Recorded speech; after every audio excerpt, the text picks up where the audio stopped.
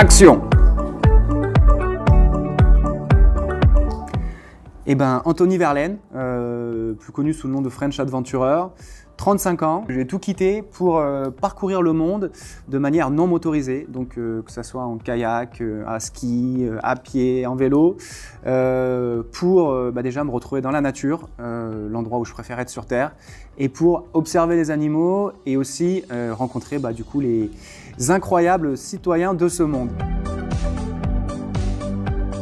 J'ai traversé à pied pas mal de déserts, le désert du Kalahari, le désert du Namib, le désert du Kaokoland, partie du désert d'Atacama, la vallée de la mort, en kayak, le fleuve Yukon, le Nil, l'Orange River. J'ai traversé une partie de l'Amazonie à pied, une partie de la jungle du Congo, enfin plein d'aventures comme ça un peu partout autour du monde. Pourquoi ?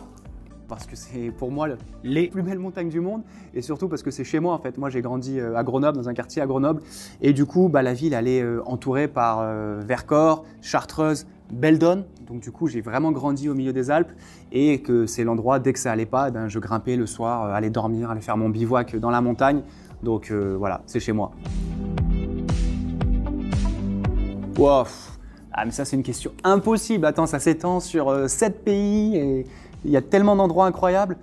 Si je devais en choisir un, je pense que je l'ai. Je pense que ce sera Six Fers à cheval, en Haute-Savoie, parce que c'est Walt Disney. Tu arrives, tu es vraiment dans un conte, c'est incroyable. Tu as des dizaines, voire des centaines de cascades, selon la saison à laquelle tu vas, qui jaillissent d'un peu partout, de falaises. Tu as des chamois, des bouquetins, des névés. Ouais, je pense que ce serait Six Fers à cheval.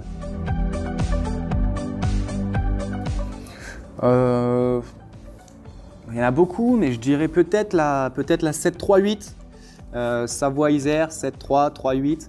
C'est la traversée de Beldon. La 738, tu commences du côté de Visil, pour ceux qui connaissent, en Isère, et tu vas jusqu'à la vallée des Huiles, en Savoie. Et en gros, tu es sur une crête entre 2500 et 2977 mètres. C'est splendide, tu suis cette crête sur 130 km et les paysages sont complètement dingues et tu peux faire des bivouacs un petit peu partout. En hiver, très compliqué, mais ça se fait. En été, sublime, mais il y a un petit peu plus de monde. Mon plus beau... sur les 35 dernières années, c'est compliqué. Non, je crois que je l'ai en fait. Je pense que vers la vallée des Huiles, vallée de la Maurienne, j'avais construit un Quincy. Alors c'est une espèce de igloo sibérien et je dors dedans. Et il y a une tempête de neige avec vraiment la visibilité est pas ouf. Et j'entends, mais comme dans les films, j'entends des loups qui hurlent. Donc je me dis, waouh, attends, soit t'as beaucoup trop bu de chartreuse, soit c'est un truc de ouf. Et du coup, je sors, il faisait très froid, je sors de mon Quincy et au loin, peut-être à 100 mètres, j'ai vu 3 loups qui passaient. Et c'est très compliqué, c'est la seule fois que j'ai vu des loups dans ce massif-là. Et ça m'a ému aux larmes, quoi. C'était dingue, ça a duré, je sais pas, 3-4 secondes, mais c'était dingue. Il y en a un qui s'est arrêté, qui m'a regardé vite fait, ça a duré 1 seconde et il est reparti. Et c'était absolument magique. Waouh! Alors ça, c'est difficile aussi. Elles sont dures vos questions. Écoute, je vais prendre l'exemple. Ouais, j'en ai pris une là il y a même pas un mois, au mois de novembre, dans ma nouvelle ville, au-dessus du lac d'Annecy, à la Tournette.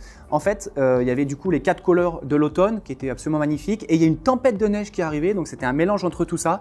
Et je me suis retrouvé sur la paroi, à 3 mètres de cette merveille là que vous pouvez voir, qui surplombe toute la falaise, qui surplombe la vallée, qui surplombe le lac.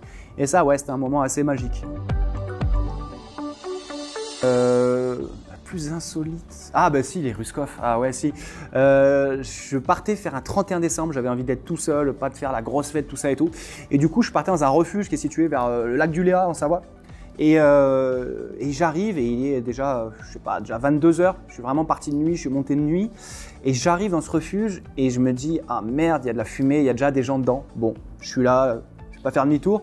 J'arrive dans le refuge et là, je tombe sur un groupe de 6 Ruskov complètement arrachés à la vodka, à tout ce que tu veux. J'arrive, ils me sautent dessus, ils me prennent dans les bras comme si on se connaissait depuis 30 ans. Et du coup, on a passé une sacrée soirée. C'était assez dingue. Ma plus grosse galère, ouais, je crois que c'est celle-là. Hein. Il y a un mont qui s'appelle le Mont Aiguille, qui est mondialement connu pour l'alpinisme, mais qui est quand même assez, même voire très compliqué à monter. Et quand j'avais, je sais pas, ouais, 15-16 ans, avec mon pote Sofiane, on s'est dit, allez, on y va, on est des oufs, alors qu'on n'avait aucun équipement, rien du tout. On était avec un t-shirt, un maillot de Marseille, en jean, enfin zéro équipement, tu vois. Et on s'est dit, on va aller grimper ça. Sauf que bah, on y allait, on a réussi à grimper. C'est hyper vertigineux, c'est hyper chaud. Sauf qu'une fois qu'on était en haut, et bah, pour redescendre, c'était tétanisé. Vos potes Sofiane tétanisé, moi j'étais pas bien non plus, les jambes coupées. Et bah, du coup, on a dû appeler les gardes forestiers qui sont venus nous chercher. On est redescendu avec eux et tout, on faisait pas les malins quoi. Plus grande frayeur, bah, je pense que c'est j'ai été pris dans une avalanche en fait, aux 3/4. J'étais en ski de rando et avril, donc neige un peu souple. Ça c'est toujours un peu compliqué ce genre de neige. Et j'ai été pris sur le côté d'une avalanche, donc j'étais pas au centre, j'étais sur le côté, mais j'ai quand même été emporté sur, je sais pas, 40-50 mètres. Et en fait, t'as beau être préparé, depuis que t'es gamin, on te dit il faut que tu nages à contresens, il faut que tu enlèves ton sac, il faut que tu ailles sur les côtés. Quand ça se passe, t'es juste une merde qui se laisse emporter et tu sais pas du tout ce qui se passe. Moi j'ai eu la chance, j'étais à peu près jusqu'ici et je me suis vite retrouvé sur le côté, donc j'ai réussi à sortir, mais la pression, la vitesse, la puissance, face à la nature, honnêtement, tu peux rien faire quoi. Donc c'est pour ça qu'il faut être super précautionneux, toujours avoir un harva, kit de sécurité, pelle, sonde et surtout regarder la météo et ne jamais y aller tout seul, contrairement à moi où j'avais fait ça comme un imbécile. Y a un truc que j'ai découvert il n'y a pas longtemps et que j'ai vraiment kiffé, c'est le ski kite sur le col du Lautaret. Déjà c'est un endroit qui est magnifique, les paysages sont superbes et en fait tu es en ski, donc tu as la sensation de ski, de glisse et tu as ta voile en fait, c'est comme du kitesurf mais sur des skis. Et la sensation de plaisir, de vitesse que ça peut te procurer, c'est vraiment un truc que j'ai adoré et donc du coup là cet hiver je vais me mettre à fond là-dedans pour ensuite aller faire des traversées dans le nord ou dans le sud, sur les pôles quoi. C'est compliqué aussi, mais si on parle juste de sentiers, de petits sentiers, je pense que c'est à Grenoble, il y a la Bastille en fait. C'est le début de la Chartreuse quand tu es à Grenoble. Et moi, tous les matins, quasiment, j'allais faire mon jogging. Donc tu pars de Grenoble, du centre-ville, et tu montes en courant. Ça monte bien parce que c'est des marches et des grottes. Mais tu montes jusqu'à arriver à un ancien fort militaire. Et je pense que c'est ouais, mon petit sentier préféré pour le jogging.